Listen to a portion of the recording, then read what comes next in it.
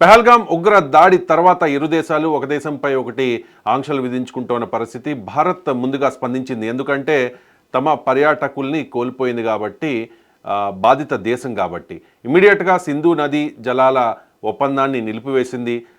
భారత్లో ఉంటున్న పాకిస్తానీయుల్ని ఆ దేశానికి పంపించేసింది. దాంతో పాటు గగనతలాన్ని కూడా మూసేసింది. వాస్తవానికి పాకిస్తాన్ ముందే, భారత్ కంటే ముందే పాకిస్తాన్ భారతదేశ విమానాల్ని, భారతదేశం నుంచి ఇతర దేశాలకు వెళ్ళే విమానాల్ని గగనతలం క్లోజ్ చేసిన పరిస్థితి. రీసెంట్గా భారతదేశం కూడా ఆ యాక్షన్ తీసుకుంది. పాకిస్తాన్ నుంచి వచ్చే విమానాలకు భారత గగనతలంపై అవకాశం లేకుండా చేసింది. సో దీనివల్ల ఏ దేశానికి ఎక్కువగా నష్టం అనే దాని మీద ఎంజీ రావు గారు మనకి వివరిస్తారు. ఎంజీ రావు గారు, ఈ ఆంక్షల వల్ల ఎవరెవరికి నష్టం, ఎవరికి ఎక్కువ నష్టం? వాస్తవంగా అంటే ఒక దేశ గగనతలాన్ని మరో దేశం ఉపయోగించుకుంటుంది, దానికి కొన్ని ఛార్జెస్ కూడా చెల్లిస్తుంది. కాబట్టి ఎవరు ఎక్కువగా ఆర్థికంగా నష్టపోతారు, ఎవరికి ఎక్కువ నష్టం అంటే ఏం చెప్తారు? ఇప్పుడు ముఖ్యంగా చెప్పాలంటేనండి, పాకిస్తాన్ ముందే మన విమానాలకి ఇవ్వలేదు. మన విమానాలకి తన గగనతలాన్ని మూసేయడం జరిగిందండి. తర్వాత భారతదేశం రీసెంట్గా తన గగనతలాన్ని మూసేసింది. ఇక్కడ ముఖ్యమైన విషయం ఏంటంటే, అసలు గగనతలం అంటే ఏంటి, ఎలా మూసేస్తారో అని చెప్పాలన్నమాట. చూడండి, ఈ విమానాలు చూడండి. ఇప్పుడు భూమి మీద అయితే రోడ్లు ఉంటే ఇలా వెళ్తాయి, కానీ ఆకాశంలో విమానం వెళ్ళిన తర్వాత అది ఎప్పుడు స్ట్రైట్ లైన్లో వెళుతూ ఉంటుంది అనమాట విమానం ఎప్పుడు. ఇప్పుడు భారతదేశం నుంచి పాకిస్తాన్ మీదుగా మన విమానాలు ఎక్కువ వెళ్తాయి. చూడండి, ఇది భారతదేశం. ఇప్పుడు యూరోప్ వెళ్ళాలంటే యూరోపియన్ కంట్రీస్లకు కానీ, లేకపోతే ఎక్కువ గల్ఫ్ దేశాలకు కానీ, అదేవిధంగా ఇక్కడ నుంచి ఇలాగ అమెరికా దాకా ఇలా వెళ్ళే అన్నీ ఈ పాకిస్తాన్ గగనతలాన్ని దాటుకుని వెళ్ళాలన్నమాట. సో ఈ పాకిస్తాన్ ఇప్పుడు క్లోజ్ చేసేసిందంటే, ఈ పాకిస్తాన్ దాటుకుని, అంటే పాకిస్తాన్ తప్పించి ఇదిగో ఇలా వచ్చి ఇప్పుడు ఢిల్లీ నుంచి ఇలా లాహోర్ మీదుగా ఇలా వెళ్ళిపోయేది ఫ్రాంక్ఫర్ట్ దాకా. ఇప్పుడు ఢిల్లీ నుంచి పాకిస్తాన్ తప్పించి ఇలా వచ్చి ముంబై వచ్చి ఇటు నుంచి వచ్చి ఇలా వెళ్ళాలి. దీనివల్ల ఒక 1000 కిలోమీటర్ల పరిధి పెరిగిపోతుంది. అంటే ఆయిల్ ఎక్కువ ఉపయోగపడుతుంది, ఎక్కువ టైం తీసుకుంటుంది, పైలట్స్కి పైన టైం ఉండదు, ఇది అంటనమాట. సేమ్ ఛార్జెస్ ఉంటాయి. సో దీనివల్ల ఇండియా నుంచి, ఇప్పుడు మీరు అడిగారు కదా ఎక్కువ ఎవరు నష్టపోతారు అంటే, ఇండియా నుంచి ఇక్కడ పాకిస్తాన్ నష్టపోయేది ఏమీ లేదు. పాకిస్తాన్ ఏంటంటే, పాకిస్తాను కేవలం $120 మిలియన్ మాత్రం నష్టపోతుందన్నమాట. అంతే, 120 అంటే ఒక 150 నుంచి 200 కోట్ల రూపాయలు అది లాస్ అవుతుంది. పాకిస్తాన్ ఉన్న ఎకనామీ పరిస్థితుల్లో చాలా ఎక్కువే. కానీ భారతదేశానికి సంబంధించవలసి వస్తే, భారతదేశం నుంచి సుమారు 10,000 ఫ్లైట్లు వెళ్తూ ఉంటాయి. రోజుకి 1000 ఫ్లైట్లైనా పాకిస్తాన్ గగనతలం మీద నుంచి వెళ్తూ ఉంటుంది. ఎందుకంటే ఎక్కువ ఢిల్లీ చూస్తే, న్యూఢిల్లీ నుంచి చూస్తే ఎక్కువ గల్ఫ్కి వెళ్తూ ఉంటాయండి. ఈ న్యూఢిల్లీ నుంచి న్యూఢిల్లీ, కలకట్టా చూడండి, ఈ అహ్మదాబాద్, ఇవన్నీ కూడా ఈ జమ్మూ అండ్ కాశ్మీర్, ఇవన్నీ ఫ్లైట్లన్నీ ఇటు వెళ్ళాలి, యూరోప్ ఇటు వెళ్ళాలి. ఇవన్నీ పాకిస్తాన్ గగనతలం మీద నుంచి వెళ్తాయి. మళ్ళీ అన్ని ఫ్లైట్లు పాకిస్తాన్ గగనతలం మీదకి ఇండియాకు వస్తాయి. ఇప్పుడు పాకిస్తాన్కి వచ్చే నష్టం తక్కువ, ఎందుకంటే పాకిస్తాన్ ఫ్లైట్లు కేవలం 10 వెళ్తాయి. ఆ 10 ఈ మలేషియా వెళ్తాయి, ఎక్కువగా కౌలాలంపూర్, సింగపూర్ వెళ్తాయి. ఇవి ఆల్రెడీ చైనా నుంచి దాటుకుని వెళ్తున్నాయి. ఇప్పుడు పాకిస్తాన్ ఇంటర్నేషనల్ ఎయిర్పోర్ట్ ఏంటంటే పిఐఏ అని ఒకటి ఉంటుందండి.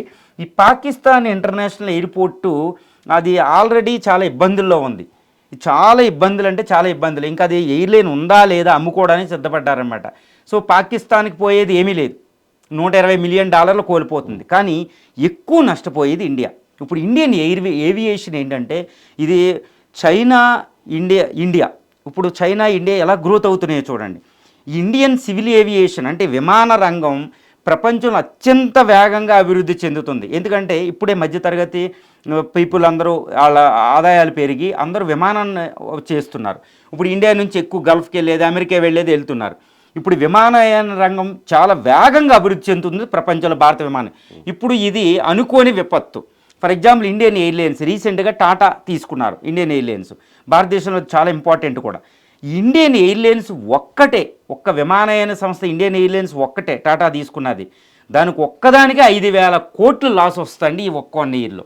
అంటే దీన్ని బట్టి ఊహించవచ్చు, పాకిస్తాన్ ఈ యుద్ధం వల్ల, పాకిస్తాన్ గగనతలాన్ని క్లోజ్ చేయడం వల్ల ఇండియన్ ఎయిర్లైన్స్ ఒక్కటే 5,000 కోట్లకు లాస్ వస్తుంది. చూడండి ఎంత ఉంటుందో. ఇంకా ఇండిగో, ఇవన్నీ జెట్ ఎయిర్వేస్, ఎయిర్ ఏషియా ఇవన్నీ ఉన్నాయి. ఈ ప్రైవేట్ సంస్థలు ఇంకా ఎక్కువ నష్టాలు వస్తున్నాయి, భరిస్తారు. కానీ ఇండియన్ ఎయిర్లైన్స్ భరించే స్థితిలో లేదు, ఇప్పుడిప్పుడే తేరుకుంటుంది అదనమాట. సో పాకిస్తాన్ కంటే భారతదేశం కలిగే నష్టం చాలా ఎక్కువ. కానీ ఈ గగనతలాలు ఎందుకు క్లోజ్ చేస్తారనేది ఇంపార్టెంట్ అనమాట. పాకిస్తాన్ చేస్తే మనం కూడా క్లోజ్ చేస్తాం పాకిస్తాన్. ఎందుకంటే ఇది కేవలం విమానయాన రంగంలోనే చూడకూడదు, ఇది యుద్ధ పరిణామాలను బట్టి చూడాలన్నమాట. ఆ విధంగా రైట్. అంటే ఇంత ఎత్తులో మా గగనతలం, మన దేశానికి సంబంధించిన గగనతలం అని ఏదైనా ఉంటుందా? అంతకు మించి పైన ఫ్లై చేసే అవకాశం ఉండదు? ఏం లేదండి. ఇప్పుడు మనకేంటంటే ఇవి జెట్ ఎయిర్వేస్ అంటారు. ఇప్పుడు ప్రజలు వెళ్ళేదాన్ని ఏంటంటే ఎప్పుడు ట్రోపోస్పియర్ అనేది ఒకటి ఉంటుంది. ట్రోపోస్పియర్, స్ట్రాటోస్పియర్, మెసోస్పియర్ అని ఉంటుంది. ట్రోపోస్పియర్ అంటే అప్ టు మ్యాక్సిమం భూమి నుండి ఈ ప్రయాణికులు ప్రయాణించే విమానాలు ఎట్టి పరిస్థితుల్లో 2-3 కిలోమీటర్ల హైట్ మాత్రమే వెళ్తూ ఉంటాయి. ఒక్కోసారి 5 కిలోమీటర్లు. పర్వతాలు హిమాలయాలు వచ్చినాయి అనుకోండి, అది ఎక్కువ పైకి వెళ్ళిపోతుంది అనమాట. ఎక్కువ పైకి వెళ్ళాలి, 9 కిలోమీటర్ల దాకా వెళ్తుంది అనమాట, 10 కిలోమీటర్లు, ఎందుకంటే హిమాలయాలు దాటుతారు. కానీ ఇప్పుడు పాకిస్తాన్ గగనతలం వల్ల హిమాలయాలు దాటుకుని ఇదిగోండి ఇలా వెళ్ళాలి, అది హిమాలయాలు దాటుకుంది. హిమాలయాలు దాటాలంటే బాగా ఎత్తుకెళ్ళిపోద్ది. ఎత్తుకెళ్ళిపోవడం వల్ల ఎక్కువ ఆక్సిజన్ కావాలి, ఎక్కువ ఆయిల్ అవుద్ది అనమాట, లోపల ఆక్సిజన్ అనమాట. సో మీరు అడిగింది ఏంటంటే విమానం ఎంత ఎత్తు అనేది ఏమీ ఉండదు, దాని ఏమి ఉండదు. కాకపోతే దాని పైనుంచి నెత్తి మీద నుంచి వెళ్తే ఇదనమాట. ఇంటర్నేషనల్ కూడా ఒక అంతర్జాతీయ చట్టం ఉంది. ఈ అంతర్జాతీయ చట్టం ప్రకారం ఏ దేశాలైనా వేరే దేశాలకి తమ గగనతలాన్ని ఓపెన్ చేసి పెట్టాలన్నమాట. ఇప్పుడు యుద్ధం కాబట్టి క్లోజ్ చేసుకున్నారు, లేకపోతే ఇంటర్నేషనల్ అంతర్జాతీయ విమానయాన చట్టం ప్రకారం జెనీవాలో ఉంటుందండి, దాని ప్రకారం ఏంటంటే అందరూ ఓపెన్ చేయాలి, అది ఇంపార్టెంట్ అనమాట. సో పైకి వెళ్ళిన తర్వాత ఎవరి అనేది ఏమి ఉండదండి. తర్వాత ఇంకొక చిన్న విషయం ఏంటంటే ఎందుకు క్లోజ్ చేశారు వీళ్ళు అనేది మనం చూడాలి. ఎందుకంటే చూడండి, ఇప్పుడు యుద్ధం అంటేనే యుద్ధ విమానాలు కాబట్టి పాకిస్తాన్ నుంచి వచ్చి ఈ గగనతలాన్ని ఓపెన్ చేస్తే పాకిస్తాన్ నుంచి యుద్ధ విమానాలు వచ్చేస్తూ ఉంటాయి. మనం ఎప్పుడు రాడార్లో కనిపెడుతూ ఉంటాయి అన్నమాట. భారతదేశం వాళ్ళ రాడార్ వాళ్ళ మీద నిగాయేస్తాయి, వాళ్ళ రాడార్ మన మీద నిగాయేస్తాయి. పాకిస్తానే ముందు క్లోజ్ చేసింది. ఎందుకు క్లోజ్ చేసిందంటే ఇండియాకి ఎక్కువ నొప్పి పుడుతుంది, 2 ఇండియా విమానాలు వచ్చేస్తాయేమో అని రాడార్ పెట్టేశారు వాళ్ళు. సో ఏ విమానం వచ్చినా ఫస్ట్ పేల్చడానికి రెడీ. విమానం అని అనుకునే లోపల ఏదైనా అది యుద్ధ విమానం. సో ఏది మాకు వద్దు, ఎందుకంటే మాకు భయం వేస్తుందని వాడు క్లోజ్ చేశాడు. ఇండియా కూడా ఎందుకు రిస్క్ తీసుకోవడం, వాడి నుంచి ప్రయాణికుల విమానాలు కాదు ముఖ్యం, యుద్ధ విమానాలు రాకూడదు. ఆడికి F-16 కొన్ని స్టెల్త్ ఫైటర్స్ ఉన్నాయి, J-10 J-17 అని చైనా నుంచి తెచ్చుకున్నారు.